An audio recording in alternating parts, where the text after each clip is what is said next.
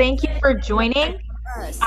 While you're waiting for others to jump on, you could drop in your name, maybe where you're calling in from in the chat. Thanks so much. We'll get started in just a sec. Yo, fuck a story arc if it don't involve no matriarch. Some mothers work from the ground up, they craft an air like ATR with the butterfly sleeves, naka-Philippine na pag nagsalita mga banat ay bala. Wag magtaka kung ako ay makatabulok na sistema, kurakot sa pera bagsak, but we put in our heart into darkness. They put in these pigs in the office. Or you thinking you schooling but you hella lost cause you best see the boss while I top this. But look at my ate, she moving so cold, can't hold a candle to her when she glow. Flick at the wrist with that ilaw she hold, panagwa sa ilaw she dripping in gold. We pulling up in a jeepney, all of my soldiers greet me. Hand me bandanas and pull back my hammer, it's warfare when you see me. Skin you alive for my country, I live and die for my country. I kill a pig in a white hooded suit on the low for my country. They got evil plans in the devil's hands, but I don't pray cause I organize. They got new ways to impose strength, but I teach mine how to mobilize. We don't fight for the money, for the greedy, for the white man. All we want is our freedom and the right to live on our motherland. Island woman rise, walang makakatigil. Brown woman rise, alamin ang iyong ugat. Bigat. Hey everybody. Okay, we're gonna get started. Hello. My name is Varshini Prakash. I am the Executive Director for Sunrise Movement. I use she, her pronouns, and I am based in Boston, Massachusetts, where the original native lands were Wampanoag and Massachusetts territory.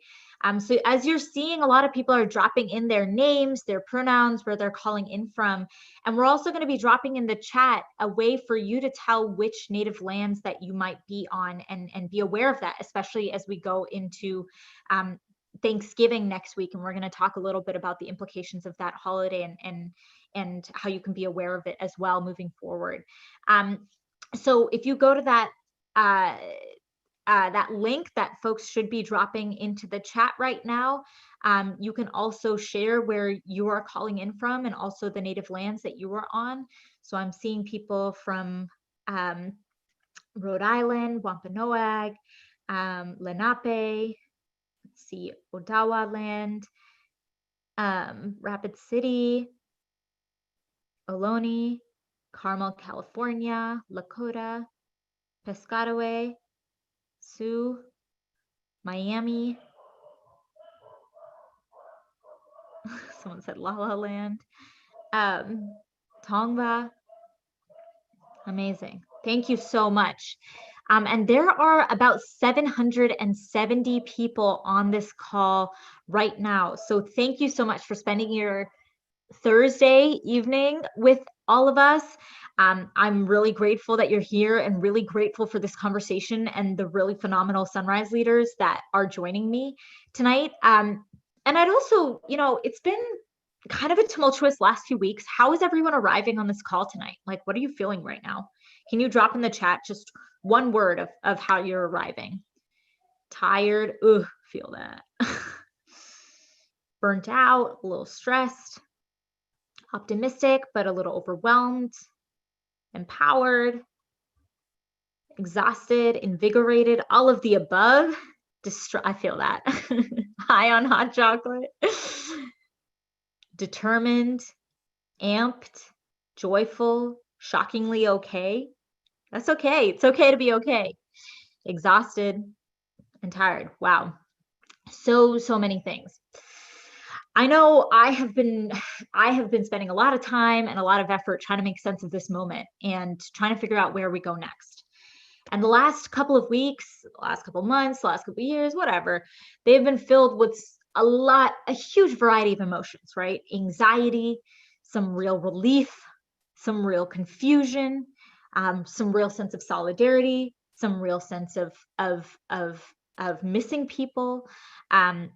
And after working our hearts out to defeat Trump, after working so many hours to elect Green New Deal champions to office, I've also really been craving time and space to reflect and think about what we do and where we go next and how everything has changed around us. I don't know if that's true for all of you as well, but I'm seeing a lot of people in this chat who are saying they're feeling tired, who are saying they're feeling exhausted and burnt out and confused. And I hear you and I see you. And we're going to talk on this call tonight about how you can take action. But you know what? Sometimes the best thing that you can do for yourself is take a bit of time and take a bit of space and step back and take a nap and take a break. And it is okay to do that. It is okay to take that space for yourself, because if we can come back to the work as our most compassionate selves, if we can come back to the work as our most considerate, as our most patient, as our most loving selves, that is the way that the work is going to get done. And we are not going to get, someone says you can't pour from an empty cup. I love that. I love that. And we are not going to get to the promised land with a bunch of people who are feeling resentful and bitter and tired and don't have the patience for each other and for struggling together. Because I can tell you, this fight isn't over just after Georgia. This fight isn't over just after inauguration. This fight isn't over when Joe Biden gets out of office in 4 years or 8 years or whatever it is. This fight is a lifelong struggle. And we don't need you we don't need you to burn out in the next 2 weeks. We need you here for a long time, for decades, if you will have it. And we got to take care of each other and ourselves all the way there. Okay. So I just want to say that before we talk about all the ways that you can take action. So look, Donald Trump's loss in his reelection bid, that represents a real break in American politics. We are now going to have a Democratic president, and for the first time in Sunrise's existence. So in this moment, y'all, we are called upon not just to call out what isn't working in our government, but we've got to start doing the really difficult work of forging a new political future, right? And of bringing new people into this movement who may not already be part of the choir that we've been preaching to, who may not know what organizing or movements even are, or feel too scared to join them. We've got to talk to people who've never heard of Sunrise before, and we've got to bring them into the fold. And not only must we organize to make sure that, Biden keeps his campaign promises, and we got to pressure Congress to action, but we've got to take responsibility for our neighborhoods, for our communities, for organizing at the local and the state level to seed the hope of a Green New Deal everywhere. So yes, our generation is really reeling from a pandemic that's left so many of us, our loved ones, sick and unemployed. Like a couple weeks ago, both my brother and my best friend had COVID all at once, and it was really, really scary. And I know many of you have had that experience as well. We're facing racism, student debt, the climate crisis, so many other things, and a lot of us are in pain. And you know what? This is also a moment where we can focus on all the ways, not just on all the ways in which we're hurting and the ways that we're oppressed, but also the many, many ways that we have power. We have power to shape, we have power to create, we have power to share, we have power to win if we choose to act. So tonight's call is going to be about how we do that. And sometimes action actually means stepping away. So I just want to remind everyone of that, even as we talk about the specific ways you can plug in.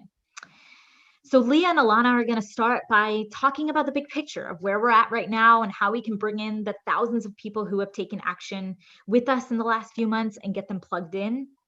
We're also going to hear from Emily from our political team about the climate mandate campaign. And then last but not least, we're going to pass it to Jordan, who will share with us what Sunrise is doing in Georgia to flip the Senate. And if you've been itching to do something about the Senate and you want to know how we can go all in and how you can help, Jordan's going to tell you. So with that, I'm going to pass it to Leah and Alana to get us kicked off.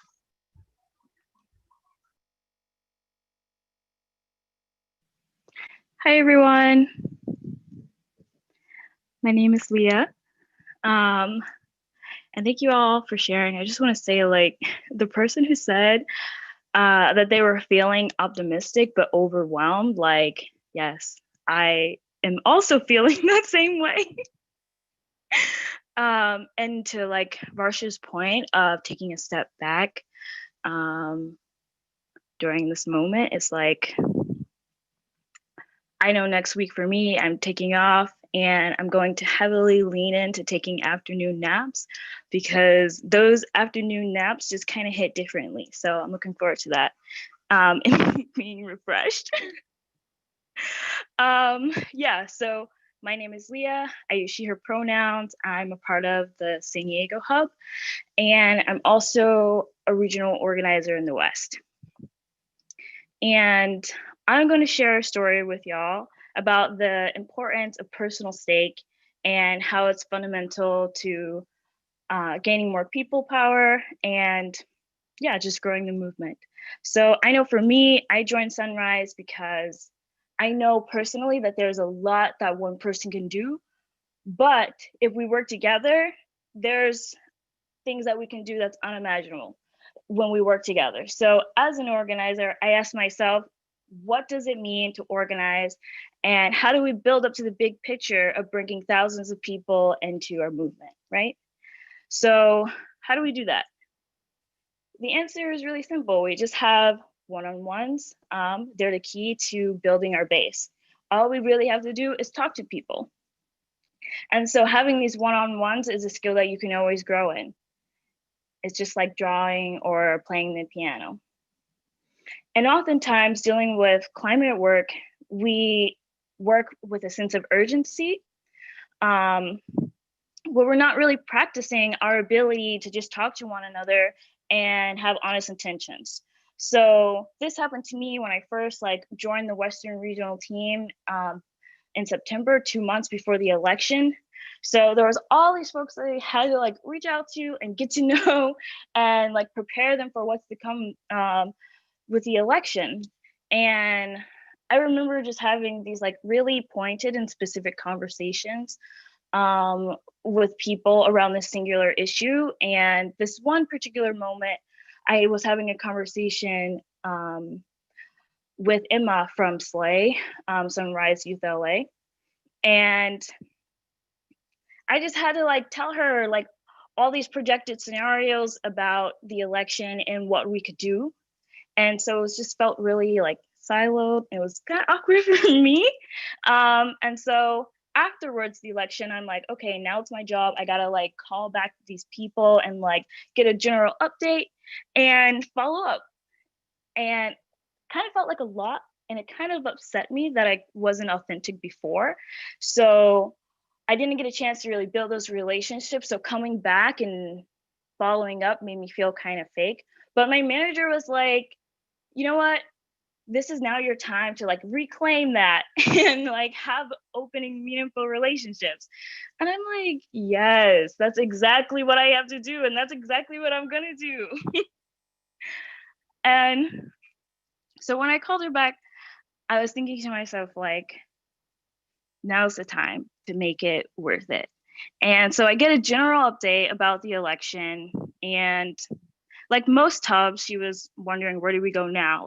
Now that Biden's in office, there's no coup, what do we do now? And she goes on to be she's waiting on guidance from national because she doesn't really know what to do. No one knows what the fuck is going on. And I resonated with that on a subatomic level of what now? And so now I'm trying to ask her deeper questions. What do you think you should be doing during this time?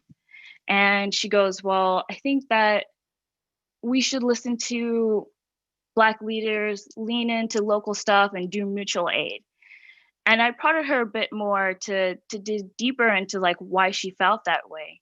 And she just felt like that was an effective way to organize during this period. And I'm like, I hear you. Listening to Black leaders are so important, but it doesn't, negate that other effective organizing tactics. So I'm trying to get to her story and ask her about her personal stake. So I ask her, why did she join Sunrise? Why did you even begin organizing? And what was her personal stake and live through experience that made her want to get involved in this fight? And then that's when she starts opening up and starts getting into how she's living in California and how the fires really affect her personally, and that Sunrise offered her an intersectional lens on how to fight not only climate change, but also with social justice fights. And so she started remembering her own stake and knowing like her own personal interests and her organizing work. And she started to realize that in her own way that she had power and that she had plenty to offer. And so after the call, she messaged me saying like thanking me for like grounding her in her roots and giving her this perspective and clarity, which was much needed in a time like this when we don't really know what's going on, and just to have that empowering feeling to know that you can fall back on your roots and why you began this fight in the first place. And so just remember, I just want to say to y'all as y'all get involved, that you are a force all on your own and you came into this fight for a reason. So don't let that get lost on you as you get more into this movement. The best way that we can go on from here is to start building those relationships. And the best way to reach out to people and build people power is simply by talking to folks and having one-on-ones and being intentional. It's tried and true. It works every time. And so this is something that we all can do. I'm so excited to be building with you all. And thank you for letting me share the story with you. Also, shout out to Emma from Slay. She's on this call. She's amazing. And now I'm going to pass it to Alana to give us an overview of what this means for the next few months.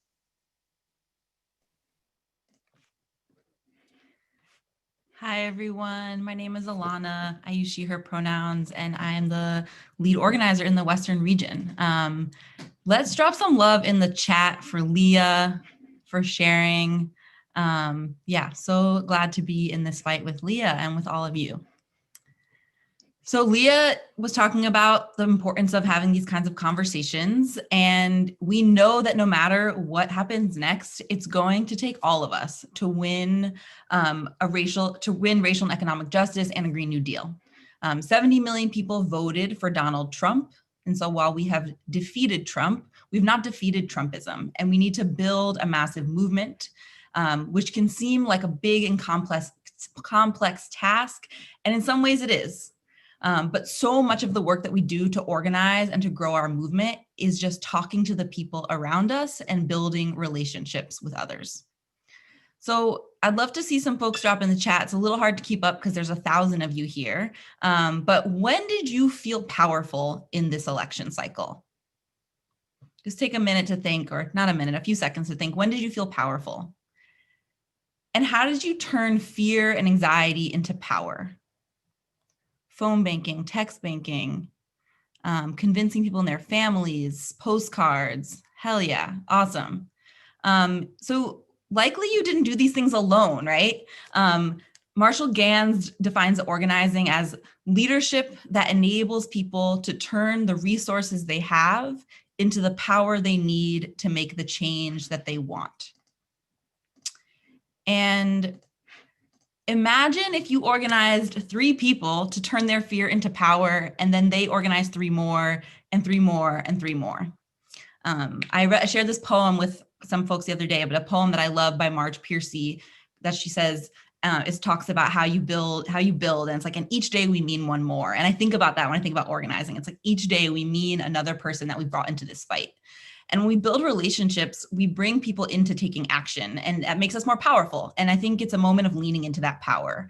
It's vital if we want to build a multiracial cross-class movement to win. We need people to be willing to get to know people who are different from them, understand who they are and what shared interests they hold in winning a Green New Deal. We need to do this everywhere. Small towns in red states to big cities and frontline communities where Black and Brown and Indigenous communities have been organizing for decades to bring climate justice to the forefront. We need to strengthen our relationships with each other and with our hubs and also with other groups fighting for change so that when things get hard, which we know they will, we have relationships to carry us through. So drop a star in the chat if you're here because someone you trust invited you to be a part of this movement.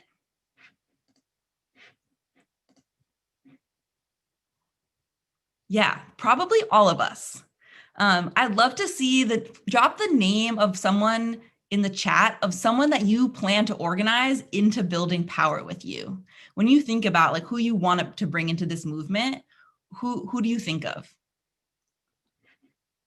And we have an opportunity to be that person for someone. So would love to, you've all been brought in, and it is our opportunity to start bringing people in. So what does this really mean for us and our movement? As you all know, in September, we set our sights on 3 big areas of work. Get out the vote, make sure to count every vote, and tell Biden his time is ours. So thousands of you all threw down around the country, reaching millions of young people, and especially young voters of color that the Democratic Party has ignored for years. Who here phone banked? Drop a P if you phone banked. Holy crap. Okay. Drop a, postcards begins with P. Drop a C if you sent postcards. Okay. And I imagine many other tactics. Drop a T if you went to the polls and did some vote tripling. Wow, so powerful. So in addition to this electoral work, hubs around the country got their local officials to commit to count every vote on election night and the days that follow. We joined with movements across the country to make it clear to Trump and the GOP that if they tried to mess with the election results, it would backfire. So I want to give a special shout out to the hubs in swing states who threw down and helped anchor actions in the critical days following the election. Let's show them some love in Pennsylvania and Wisconsin and North Carolina. And as you know, we're now in stage 3. It's time to set the tone for the Biden presidency. There's a lot that Biden can do on his own to get started on the Green New Deal through executive action. And we need Biden to do everything in his power to act on the climate crisis. But the only way he's going to do that is if Sunrise and other movements make him. So that's where we start to prepare for stage 4, where there's a new Congress, COVID might get worse, and it's going to be a big fight for us, and we're going to need to throw down. And no matter what happens, and we know that like whatever happens in the Senate, there's going to be a fight on the local and federal level. And there's a lot we can win in the short term. In a few minutes, Emily's going to talk about that and what Sunrise is doing in terms of the climate mandate campaign. But I want everyone on this call to be clear that the way that we're going to make the Green New Deal a reality is by continuing to organize everywhere. We need to strengthen our hubs, build deeper relationships with one another, and be disciplined in our commitment to organizing. So for those of you who are not in a hub, welcome. There's still plenty to do. You can join a hub, and you can start talking to your friends and family, call voters in Georgia, coming to trainings, even in moments when it feels like we do not have momentum on our side. In some ways, that's when the best organizing can happen. I was trained in a craft of organizing that relies heavily on one-to-one relationships. So this feels like the moment. Have any of you ever been to a hub meeting or a Sunrise gathering or any kind of community group and you're wondering, like, I wonder what brings this person into this fight? I wonder what keeps them up at night. It's the moment to ask, to learn, to listen, and to connect. And for folks who aren't in a hub, find the one closest to you and join. I truly believe that this is what will help us win. I've been involved in campaigns where hard things come up and people try to walk away, but through trusting relationships, I was able to talk to them and ask them to stay in the fight. It's time to double down on recruitment, calling through the lists of people who once showed up to a hub meeting but never returned, who phone banked this election cycle but haven't come to a training. They're waiting for you to ask them, what brings you to this fight? And you can be that person. So it's time for us to level up and hone our organizing craft. And we know that we will need no matter what the fight ahead holds. So Leah in a second is going to talk about what types of training opportunities we have, but would love to see folks, if you have come to a Count on Us or an orientation training in this fall, please drop a star in the chat. And if you haven't, but you would like to, your moment is about to come. So thank you all. I'm excited to continue to organize with you all. And I'm going to hand it back to Leah to talk more specifically about what trainings we have coming down the pipeline. Thank you, Alana. And for those of you who don't know, Alana is like the queen of relational organizing, so we love her for that. And so, yeah, now I'm going to share with y'all about how we can build up our skills for the long fight. So Sunrise began while Trump was in the White House. So that wasn't really good on our chances of winning anything at the federal level. So now that he's out, it's really our time to shine. And even though we can't count on having the Senate, we're still entering a new administration. And so that means we'll have new political realities. So yes.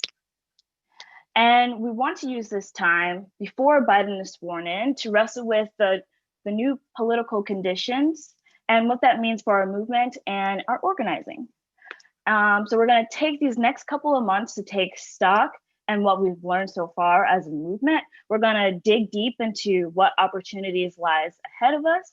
And we're going to take that time also to build up the skills we need to grow our movement and to grow our power.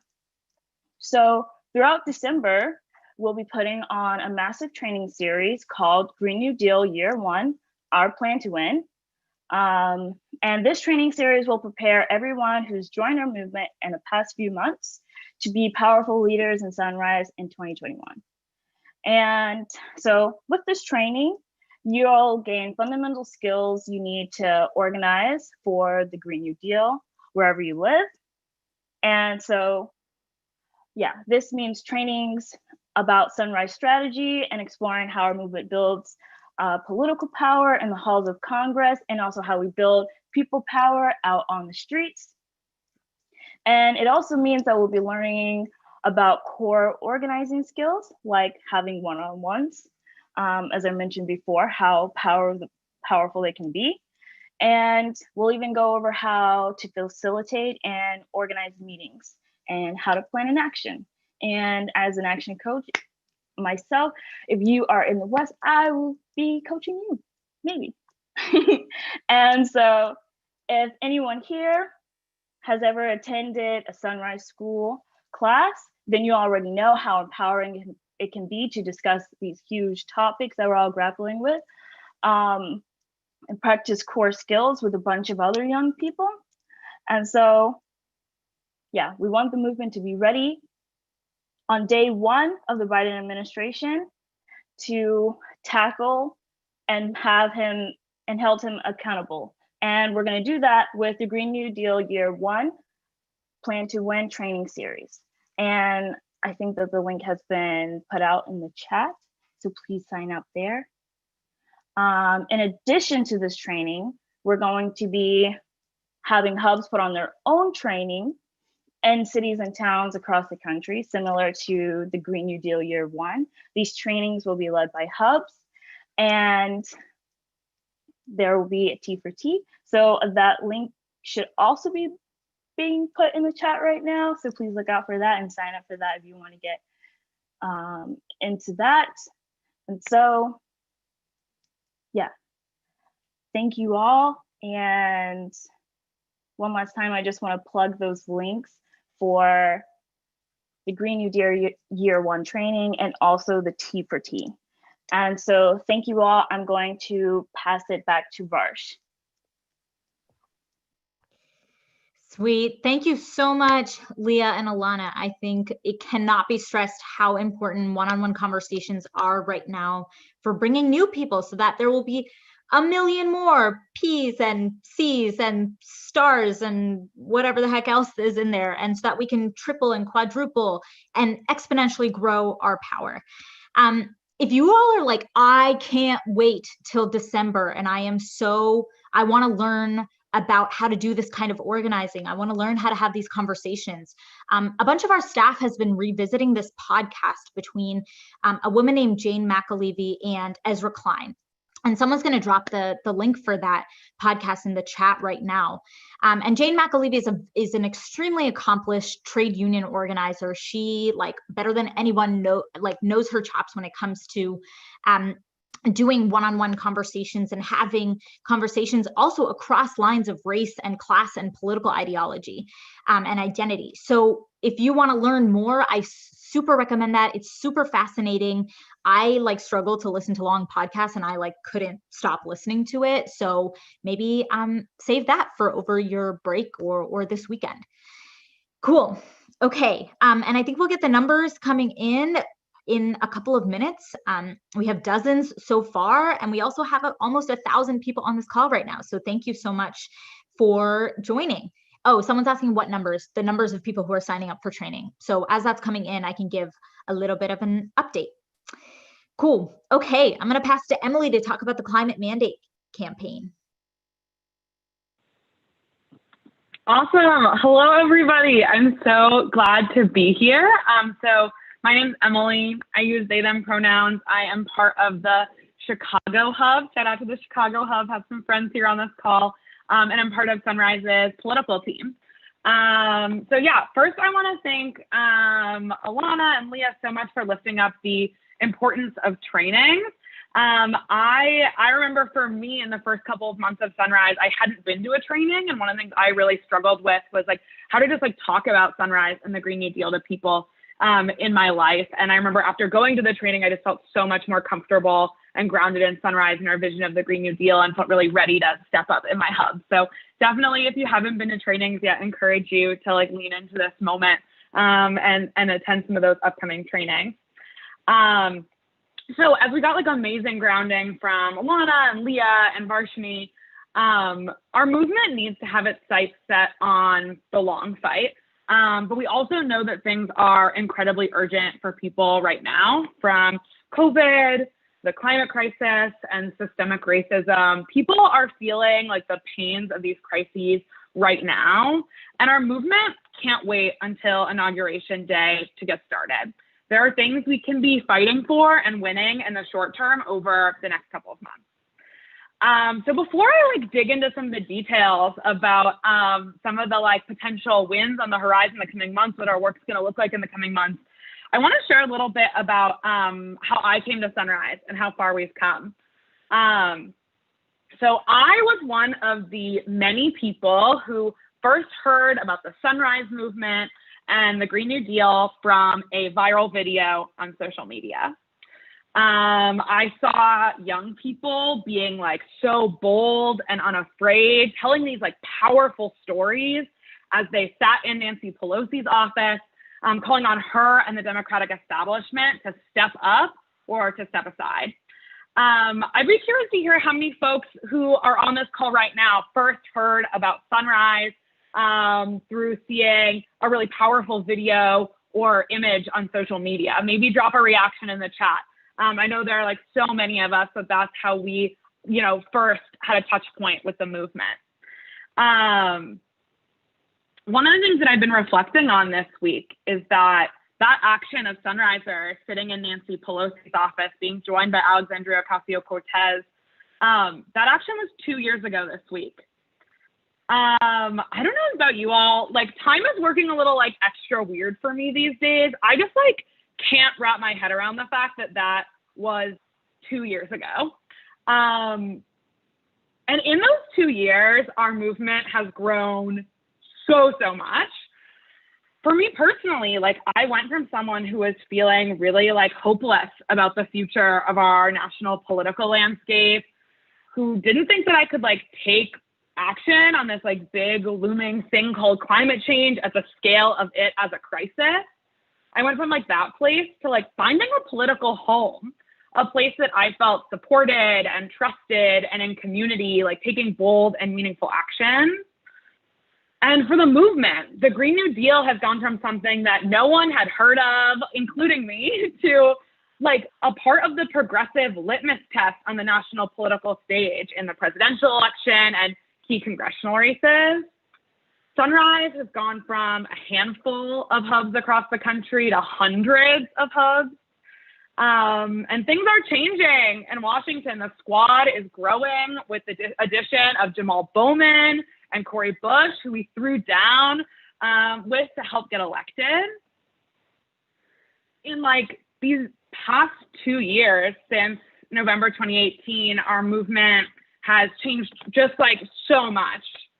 We moved from climate being on the sidelines of this presidential election to Biden like literally parroting sunrise messaging in the final weeks of his campaign.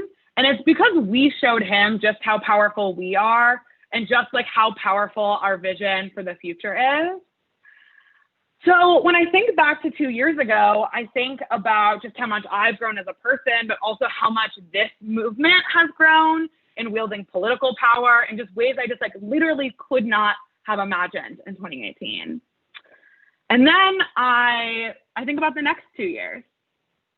Think about the next 2 years because right now I know so many of us are in this place of like questioning, where do we go from here? Like, what happens if Democrats don't take the Senate?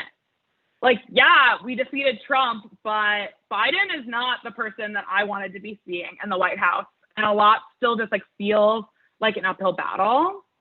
And I think about everything that we've been able to do over the last 2 years. And I just like start to dream, like if this is what we were able to accomplish in some like pretty unideal political circumstances, just imagine what we can do in the next 2 years.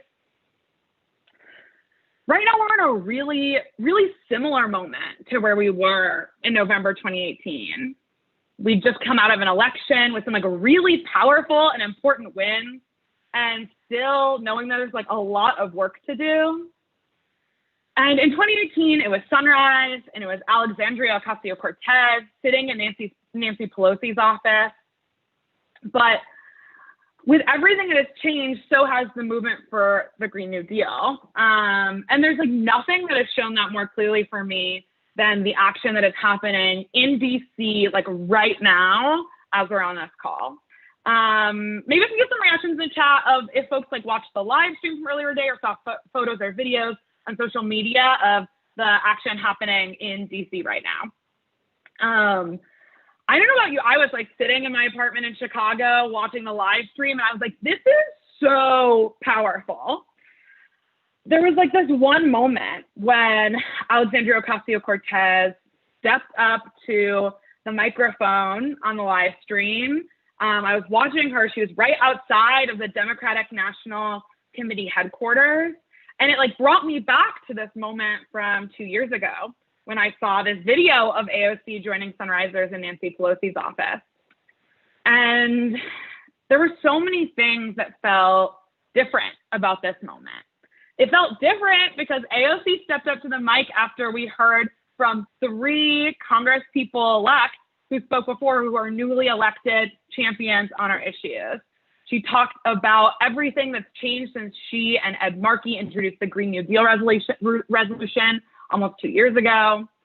And Sunrise was there among like a coalition of grassroots organizations who are still out there all night camping out outside of the DNC headquarters for 24 hours with a clear message that Biden needs to be brave, that he needs to step up to the plate and fulfill the climate mandate given to him by us, by the communities that elected him. Sunrise is part of this action as part of a powerful coalition of grassroots and intersectional movements for change. We're friends at the Indigenous Environmental Network, with the Working Families Party, People's Action, Climate Justice Alliance, like so many more folks. And it wasn't just Alexandria Ocasio-Cortez who joined us in like calling on Democratic leadership, but we were joined by Jamal Bowman and Cori Bush and Manzar Jones and Rashida Tlaib and Ilhan Omar and Roka Hanna and Ed Markey, like so many people who are ready to step up with us in this moment. And it just really feels like a new moment. 2 years ago, the question we were asking is, what's your plan? But now the question we're asking is, how are you going to get it done? And like, for me, that just feels like so incredibly powerful. It's because of all of the work over the last 2 years that we're at this place that there's no question if Joe Biden is going to take action on climate. He made it his closing message. The media is writing story after story about his plans and the pressure that like our movement put on him to deliver on his climate mandate. And still, there's like a really big question that I and many others are sitting with. This question of like, what kind of president is Joe Biden going to be? And the next few months between now and inauguration, like that's the moment for us to shape the answer to that question, right? To ensure that that Biden be like a forceful and powerful president on climate, and with or without the Senate, deliver on this climate mandate. So what does this look like concretely? I don't want to like sugarcoat it. Control of the Senate will drastically shift what's possible for a movement over the next 2 years, and a legislative path forward for the Green New Deal in the next 2 years. And control of the Senate hinges on these 2 Georgia Senate races. And we know that these fights in Georgia are going to be really tough. We're going to go hard in Georgia because it's the right thing to do, because the stakes are like so high, but there are forces that are out of our control, and like, you know, we have to be prepared for, you know, either way, if we win or if we don't. So given all of this, and given the like political landscape of this moment, there are a couple of key interventions we're looking at in the political landscape. I'm going to try to go through them quickly. The first is selecting a climate cabinet and creating an office of climate mobilization to make sure that every agency is working towards the vision of the Green New Deal. Biden's cabinet will be an epicenter of this fight. So many of you saw the rollout of the climate mandate campaign that we're putting on along with Justice Democrats, where we laid out a vision for a climate cabinet, an office of climate mobilization, and more. And this is the very beginning of ramping up around this. So far, over 17,000 people have signed the climate mandate petition, which is just like a staggering number. And in the last 2 days, we heard that Deb Haaland, one of our climate cabinet nominees, is being vetted for Secretary of the Interior.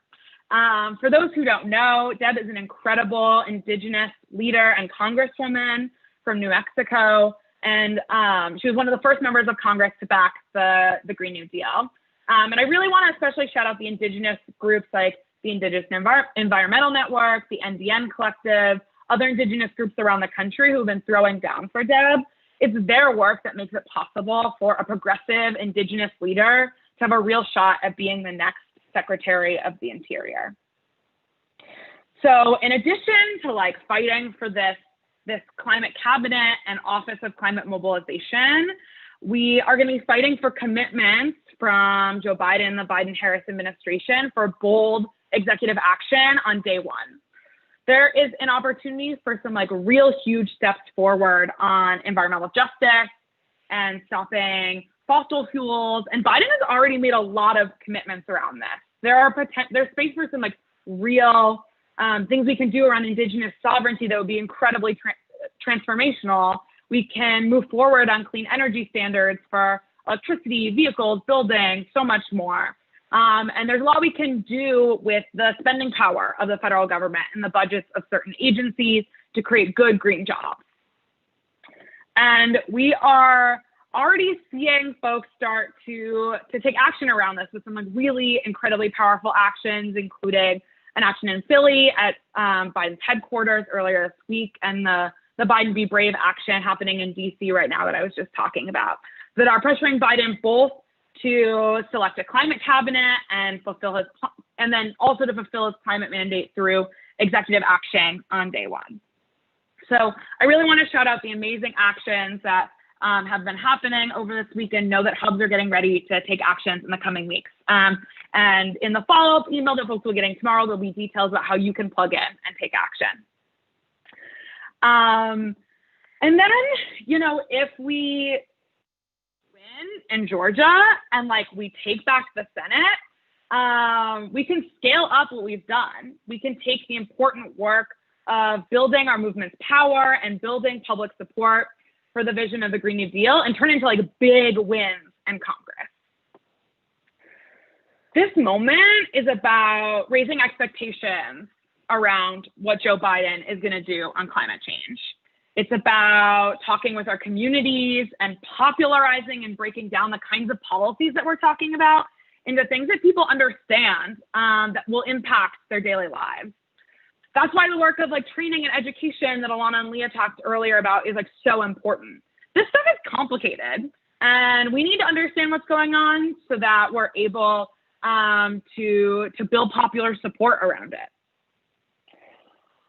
For me, in the coming works, a lot of my work and the work with my team, the political team, is going to be working with legislators and navigating the systems of power in DC.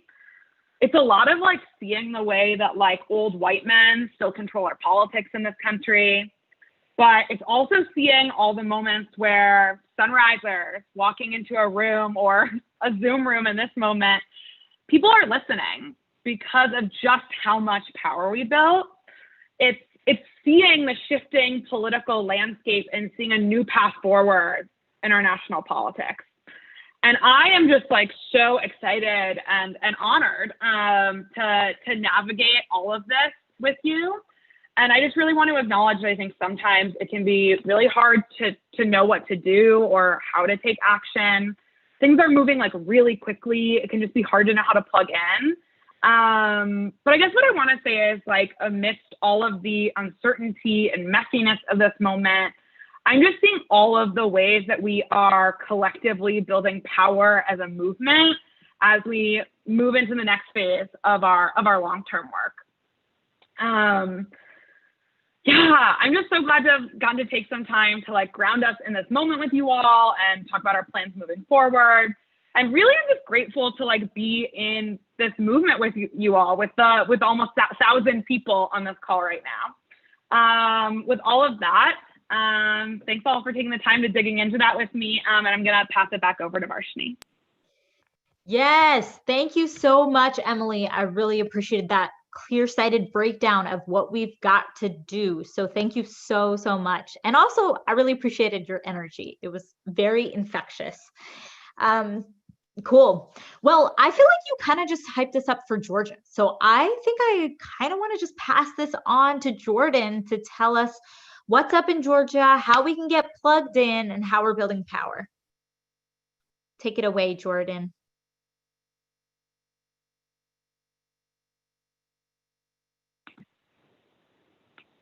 Hey everyone, I'm Jordan Madden from Georgia. I'm the hub coordinator for the Clayton County Hub. I hope everyone is excited and pumped as I am right now in this moment of freedom, prosperity, and community. I grew up on the eastern side of Atlanta, right outside the city. I hung out with a big group of kids, more than probably 20. We did what kids were supposed to do. Played in the neighbor's yard, street ball in my cul-de-sac, tackle football on the concrete, and rode our bikes to the local gas station and bought snacks with the money we got for getting good grades. Spring and summer was our favorite time, but when fall came, it didn't stop us. We spent those chilly Saturday mornings cleaning the neighborhood and doing yard work for neighbors. We spent those warmer afternoons outside, resting in those orange and brown shaded leaves, enjoying the time we had in nature and with friends. We had freedom, prosperity, and most importantly, community. But in 2017, my community was hit by the most devastating hurricanes in years. I thought Atlanta was so far from the coast, we'd be safe from the dangers of a hurricane until the first one hit, Hurricane Harvey. Huge Category 4 hurricane sweeping the Gulf Coast along Texas and Louisiana before traveling directly up, wiping out so many places people called home. Power outages for days, trees down, houses devastated beyond repairs. And as we began the struggling fight to rebuild, get our power back, and get back to our daily lives, a second hurricane appeared, Hurricane Irma. When we thought we were finally getting things back together, Irma came and continued to destroy more. If you were not affected by Harvey, Irma sure did get you. I felt hopeless, frustrated to see it happening right here in my hometown. People felt anger, powerless, and most importantly, I was terrified. But the storms didn't stop there. The final blow came from the third hurricane, Hurricane Maria. Maria would come to be known as the deadliest to hit the Atlantic since Mitch in 1998. I remember watching the news and seeing the water flooding these places. I remember people carrying their belongings that they could hold in their hands and gripping onto the families that they had left. I remember feeling sad and very hopeless. People are struggling today to rebuild their homes, their communities, places of work and play. Those moments energized me because I saw what was happening to those people. Businesses were being bailed out and not the people. The islanders who depended on us were forgotten and left behind still to this day. Millions of dollars wasted and down the drain because our leaders were too lazy to step up and address the rebuilding process. So I began to organize. A couple years later, I attended the September 20th International Climate Strike. I took a 2-hour ride on the MARTA bus and a train to the Georgia State Capitol, feeling very excited and angered. I remember getting off that train and walking down the block to see a huge crowd of folks, some small, some large, from all over and from all social and economic backgrounds. Even a little kid as young as 5, holding a sign, screaming and shouting proudly. I knew I had to do this, not just for me, but for him and for so many others around this country and planet. So I took the time to skip school to strike and call for a Green New Deal and climate justice in Georgia. I would be damned if I continued to let our planet get any worse and watch the pockets of our politicians be lined with money from fossil fuel executives and lobbyists as we sit and suffer as a community, are being devastated, families broken apart, and memories lost forever. So I didn't sit back. I stood up like so many of my neighbors. And when Georgia rose to the occasion to challenge our politicians in 2018, we saw a mass of people power come from the ground. We organized, we struck, we registered folks to vote who shared the same values like you and I. And most importantly, we challenged our leaders to step up and do the job we hired them for, or step aside. We got so close in Georgia that year to have leadership that would work towards a Green New Deal. We were so close. I remember taking the time to phone bank, making over 500 calls, talking to people all over who wanted something better for Georgia. We got all the way to the door, but we forgot the key. We narrowly lost, but it gave us the people power and the confidence that we needed. We learned how to organize and get out and encourage others to make this as serious as the politicians weren't doing. And now we've got the key. We've got the power in Gandhi's words to be the change we want to see. We must organize. We must take to the streets. We must get everyone who is eligible to vote to register and show up in numbers like we've never seen before in Georgia. Securing these Senate runoffs is the first step to unlocking that door and building this economy back better than ever before. We have gone from we can't to we can to we will. But for all of you, for all of this to happen, we need you. With you, we can continue to gain that people's power and do this organizing work in numbers we've never seen before. This is our moment. This is our time to rise and take the mantle and get that Green New Deal. If you had asked me what phone banking in Georgia was like 4 years ago, I would have said it's like calling Governor Kemp and Senator Perdue yourself. It's nearly impossible to convince folks like them who are driven by greed, money, and power. But now I know we can do it. With so many people standing with us, we can achieve so much in Georgia. People are listening and agreeing with us. They're tired of the status quo and want to see this great state in a setting of prosperity, freedom, and especially community. If you want to see that too, join me and a bunch of amazing partners to phone bank voters in Georgia this Sunday at 5 p.m. Eastern. I look back to those days when I was young and I see ourselves together and fighting for those values of community. And I can see our future is bright.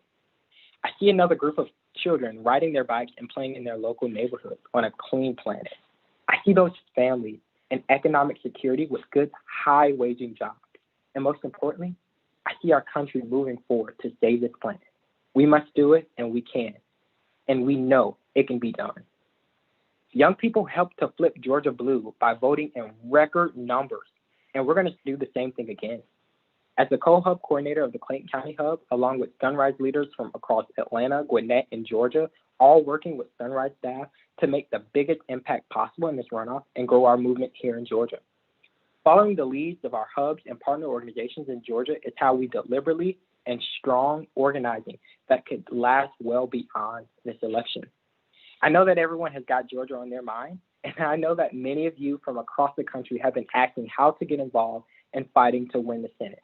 And the best thing you can do right now is to join the regular phone banking kicking off.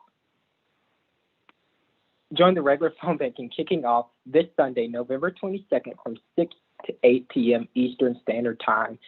There's a little link in the chat that's going in there now. These phone bankings will continue to regularly continue through the election of January 5th. Anyone can join, whether you've been phone banking for months, years, or never before. We'll have a training at the beginning of every phone bank and resources to guide your conversation. This is our moment, y'all, and we need you. Drop a star in the chat if you signed up for those phone bankings. Yes, let's get it.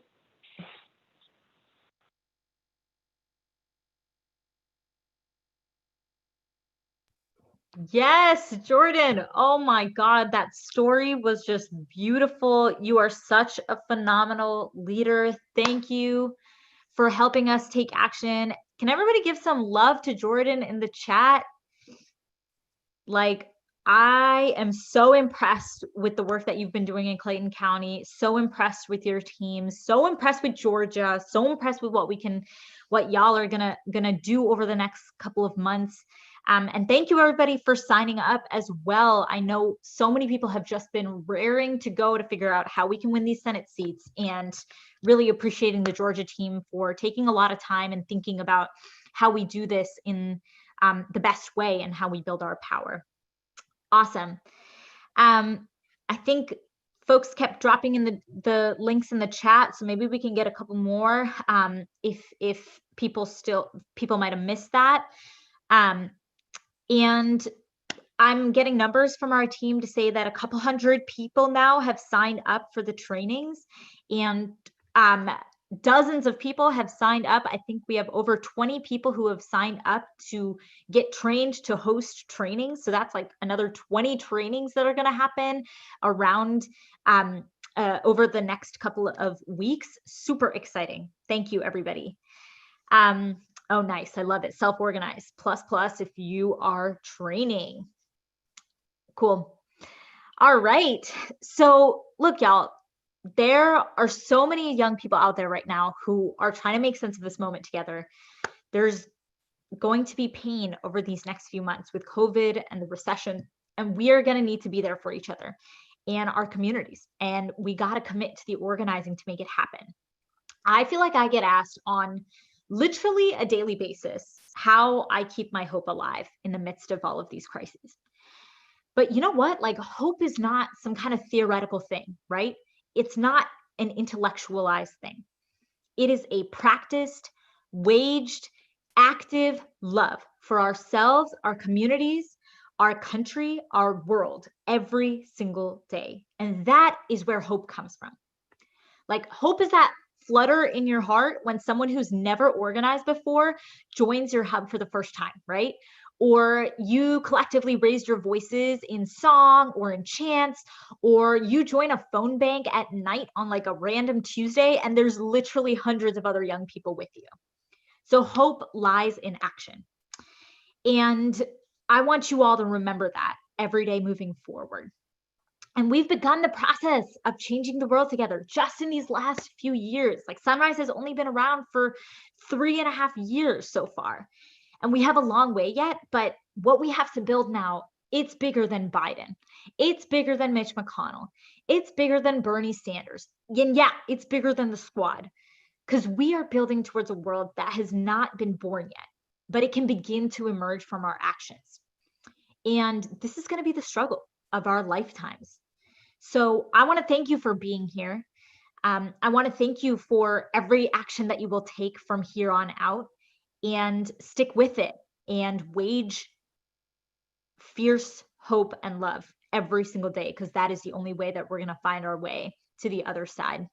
And so I want to share a little bit before we leave.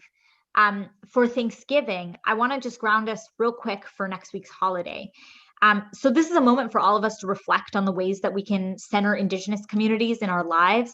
So next week, as we know, is a holiday that has been created from genocide. And while many of us are in situations where we'll come together with small groupings of people, we can still use this day to educate those around us and not only acknowledge the stolen land that we are sitting on, but research and educate our loved ones on Indigenous organizations in our communities, the true history of genocide in this country, the work that we are doing, and our fight for a Green New Deal that is working alongside Indigenous leadership and is ensuring and fighting for Indigenous sovereignty. I remember one of that I began this practice every Thanksgiving of all of our family and friends that were gathered of sharing the real story of what happened to Native communities in Massachusetts where I live. And it was kind of scary. Like I was shaking the first time that I did it because I'd never done anything like that in front of my family and friends. But a lot of them came up afterwards and thanked me and asked how they could donate to Indigenous communities. And so for those who can, we also want to encourage you to send a donation to Indigenous organizations in and around you, around you, and also to be, mindful of the road ahead towards collective liberation. And so maybe we just really put out the link again to find out what land you reside on. And once you know that, you can research Indigenous organizations in your area that are affiliated with those nations and can donate there as well. So, okay. Thank you, everybody. Thank you so much for joining us tonight. Have a healthy and restful, hopefully, weekend. And we'll see you very soon. Thanks.